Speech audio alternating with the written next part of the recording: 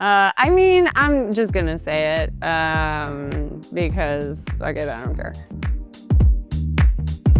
Hey guys, I'm Meghan Pelley here, and this is our podcast. We're gonna talk a little bit about housing, national and regional, some cool stuff happening in San Antonio, the rodeo, HEB, some overall real estate insights, and maybe some topics on what's trending right now.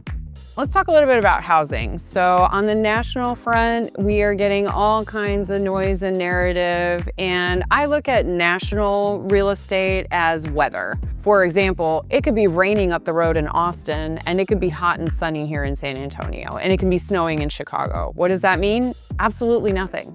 So I wouldn't spend a whole lot of time worrying about it. I think that is good spin for the national media, and everything that they say is going to be a really broad brush statement. You know, we have pockets of San Antonio that are performing beautifully. We have parts of San Antonio that are a little bit more sluggish, and we have parts just outside of San Antonio that are hot and desirable, and some that are just slow.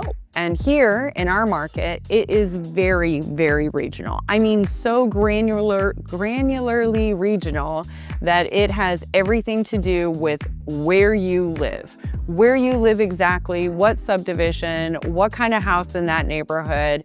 And so you really need a trusted professional to come and give you an actual guide of what your house is worth, and not looking at Zillow or the statistics from the Bexar County or your county's appraisal district. So what do you need to know? You need to know what your goals are. Why do you want to know? I mean, obviously, are you just being a good steward of your asset? You want to know what your home is worth. You want to know what you would do if life threw you a curveball. Well, it's kind of like your homeowner's insurance. It's a good idea to revisit these things once a year.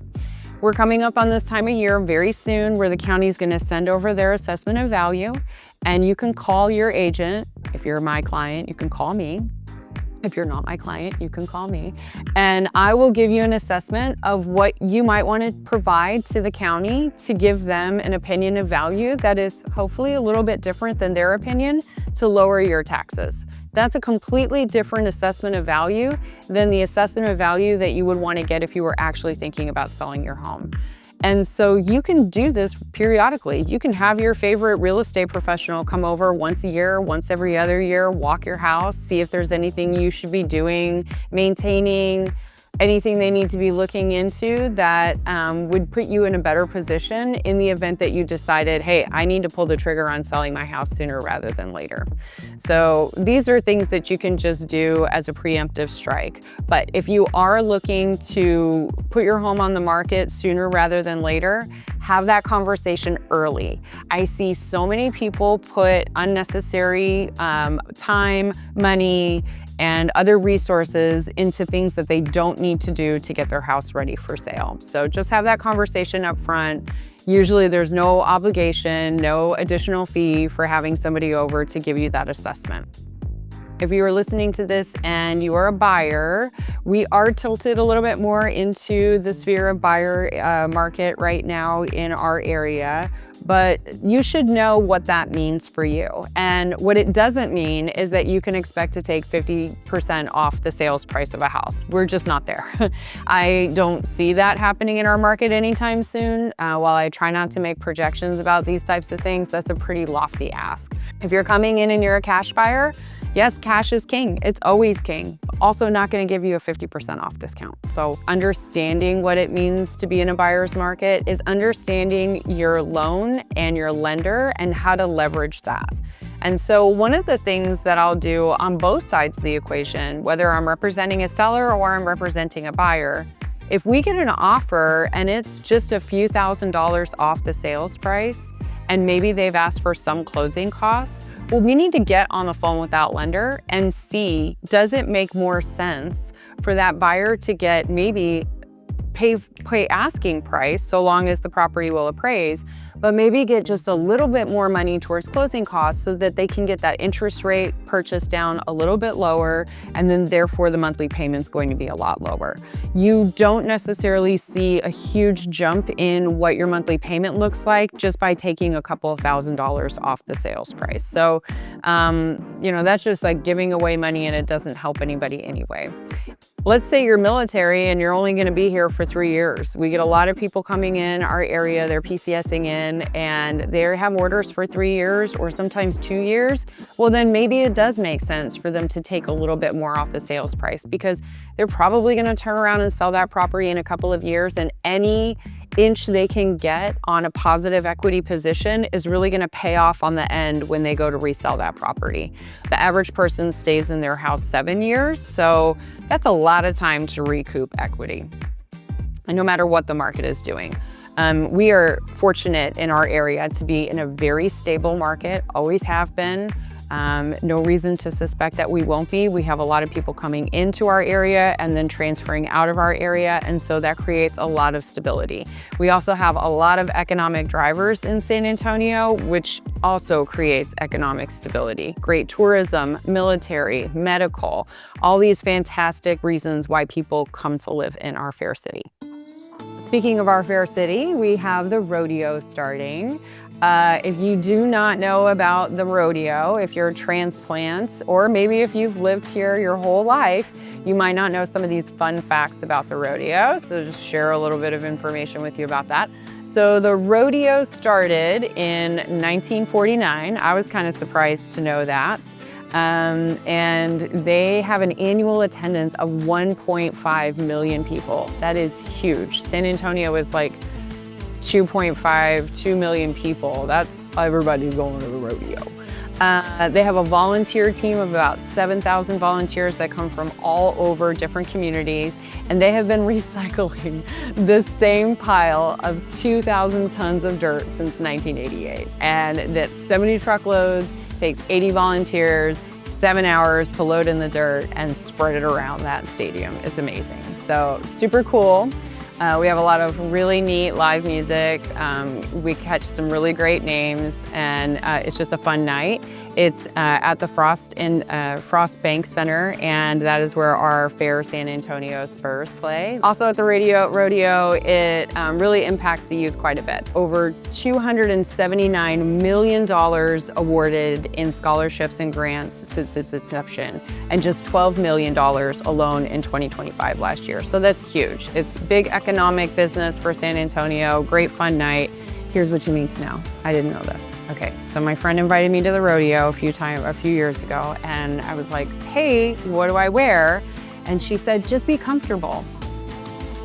And so I thought, oh, okay, well, I'll be walking around a lot, and it's gonna be outside, and the weather's gonna be whatever. So I think I wore like jeans and some comfortable tennis shoes and like a t-shirt maybe or something. Don't be like Meghan. You do not dress to be comfortable at the rodeo. You dress to the nines in anything and everything rodeo attire.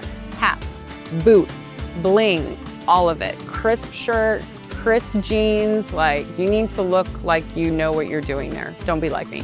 Me and this other girl from California were like embarrassed to be, I think our friend was embarrassed that we were there, and we were like, we're just gonna be over here in this corner dressed like we don't know what's up. Yes, she is still my friend, even though she didn't tell me what to wear. So then, a couple weeks after that, a friend of mine said, do you want rodeo tickets? And I said, I do. And he said, do you want to see, which band do you want to see? And so I picked one band, and then I picked a second, like, oh, well, this is my first choice, and then I'd like to see this other group as a second choice. And so he gave me an envelope with tickets and a parking pass in it, and I never looked at it. I just assumed I got my first choice. And so I knew better, right? Because I had made a mistake, not dressed properly the first time I went to the rodeo. So I did my best, and I thought I looked really cute. So I get to the rodeo, a lady goes to scan my little parking thing, and she's like, it's not working. And I'm like, oh, that's so weird. And then I look and I'm like, oh man, my tickets were for last night. So I'd gotten my tickets for my second choice, not my first choice. And still super grateful for the tickets, by the way. But it ended up that I wasn't able to go in because I didn't have the tickets. So I told my husband, I was like, well, I'm dressed, and I'm never dressed like this, and I think I look pretty good, so we're gonna spend the rest of the night out. So we went out and had a lovely time. But yeah, I have yet to be able to flex my rodeo muscle since. That was last year or the year before. So maybe I'll make it over there this year. So some other fun stuff happening in San Antonio. We just opened a brand new H-E-B, one of the hottest pockets in San Antonio, busy. A new H-E-B just opened. It's off of Culebra near Highway 211, where people have to drive a long way to access an H-E-B store. There was nothing out here. It took us 15 minutes to get to 1604 in Culebra. Now it takes us 45 minutes to get to 1604 in Culebra. Overall, residents in this area are thrilled to have an H-E-B closer to home. This is my H-E-B. Full disclosure, there's a lot of traffic, but what I tell people is, where there's a lot of traffic is where people want to be. So, I don't know, we'll take the good with the bad. It's still better than Houston traffic. And so this H-E-B is amazing. It's 120,000 square feet. Like, that's an obscene amount of square footage. It's huge. It has a barbecue restaurant, it has the sushi hana, it has the take and bake meals ready to go, fresh pressed juices. Like, H-E-B is a religion here in San Antonio in Texas. Like, if you don't know about it, once you get here, you will love it and you will long for it when you have to leave. It is just the best grocery store ever. So they do so much for our community. They are pillars in the real estate market. They tailor their stores to what the people in their community want based on that store. So every H-E-B carries different products, has different things that make it enjoyable for the people that are living directly in that community. So we love H-E-B.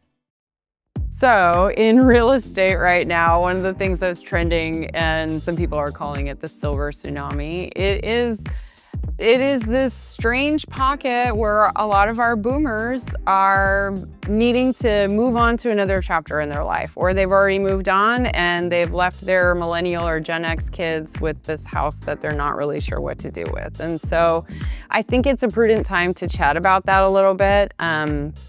For those of you that know me, my mother lives with me and has since 2011.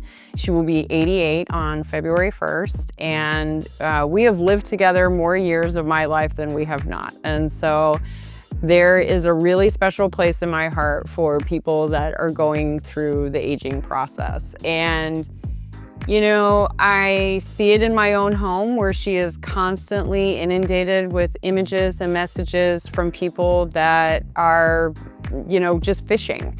And she'll ask me about it. Mom, that's spam. Don't look at it, And sometimes it makes me think about the person that doesn't have somebody right there to ask them about it, or worse, engages that party.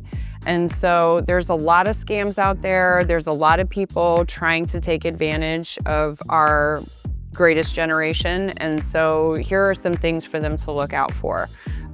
There are people out there that I've heard of them creating living estate trusts for where they essentially convince an elderly person to give them all the full rights and access to their home as long as they're alive. And they change deed paperwork, and sometimes these folks don't really know what they're signing, and then they've given away their asset. There are elderly people that need to go into a different facility for the remaining portion of their life, and their home is their largest asset. And they want to sell it, but they don't necessarily want Medicare to know that they still have the money from that. And they'll come to me and they'll say, well, can I put my house in my kid's name? You can't. They'll go back 5 years to see whether or not you've done a deed transfer. There are things like a ladybird deed, which is something where you please consult with an attorney. I'm not an attorney, but you can essentially sign a ladybird deed with your parent, and upon the death of that parent, the home would automatically transfer to the adult child, and so they don't have to worry about opening any kind of additional estate documentation or anything like that. The state of Texas does recognize holographic wills, and a holographic will is something written in your own hand that says what your wishes are. And you can open probate with that. So if you're older and you don't have these things in place, maybe because you haven't made the time or you don't want to spend the money or whatever that is, there are simple things that you can do to protect yourself and your family in the event that something happens to you. What we're seeing sometimes is I'll get calls from people and their parent passed away and they don't really know what to do with the house, and they're juggling their own lives. They're working, they're busy, they have small kids of their own, and they're like, it's a blessing, right? Someone just put this asset in my lap, but it's got, 40 years worth of stuff in it, and it hasn't been updated since the 60s, and I don't know what to do with it. Where do I begin? And so there's a lot of things that we can do. We have partnerships with estate sale companies. They can come and clear all that stuff out. It is certainly something worth paying for. Having your weekend spent on cataloging and preparing for garage sales only to get, a small amount of money at the end of it, definitely not worth it. Plus, you still have to deal with all the remaining stuff in the house, and I've seen it where people spend as much money to get rid of the trash in the house as they made on the estate or garage sale. So, don't feel like you need to go through that alone. We deal with this stuff all the time. And the truth of the matter is, if you have an asset that is full of stuff from the last 40 years, hasn't been touched in the last 40 years, you can sometimes sell it as is, where is, with all the contents, because whoever's gonna buy it's gonna show up with a roll-away dumpster anyway, and you just bake that into the deal if that's what has to happen. And so we're here to help you navigate that process. I've done it professionally multiple times. I've had to do it personally multiple times. I have a lot of empathy for that situation. It can be challenging, it can be difficult, but we know the people to call to make it easier for you. And so I just encourage people. My mother and I are very pragmatic about that.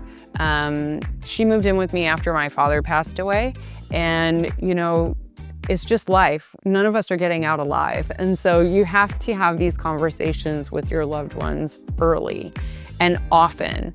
I lost my brother this last year, and when it was time to plan his end of life celebration, I was very much guessing on what I thought he would have wanted. And I thought to myself, I don't want to guess, and I don't want somebody to guess for me. So why not have these conversations while it makes sense, while you're here, of sound mind, in good shape? What kind of ceremony do you want to have? Do you want to have a ceremony? Do you want to be buried? Do you want to be cremated? What do you want me to do with my house? Etc. So there's a lot of moving parts to it, but it's not going to benefit anybody to put your head in the sand. So have these talks. It's coming more and more. This boomer generation, they were called baby boomers for a reason. There's a whole lot of them. And sometimes these adult children, they're not even here, and they get these assets that they don't know what to do with. And don't feel like you have to navigate those waters alone. When my brother passed away, I wasn't in the same state. When my aunt passed away, I wasn't in the same state. And we were able to find the right people in that area to take care of it. And so if you're watching this and you're not in Texas, and you're like, well, this is great, but it doesn't help me wherever I'm at, talk to somebody that you know, like, and trust in the area that you're in, and tell them, hey, I'm looking for the version of you in this place, because they know the questions to ask to interview the right people to get you to the ultimate goal faster, seamlessly, do it. So that is my 2 cents on the silver tsunami. We could have tons of podcasts on that particular topic, but just a quick overview of it right now. If you have questions or comments, we would love to see them below. We make these because we hope it's useful information for you out there. And so opening a conversation with us helps us know what topics you want to hear about. If you happen to be going to the rodeo, look out for me. We might see you there.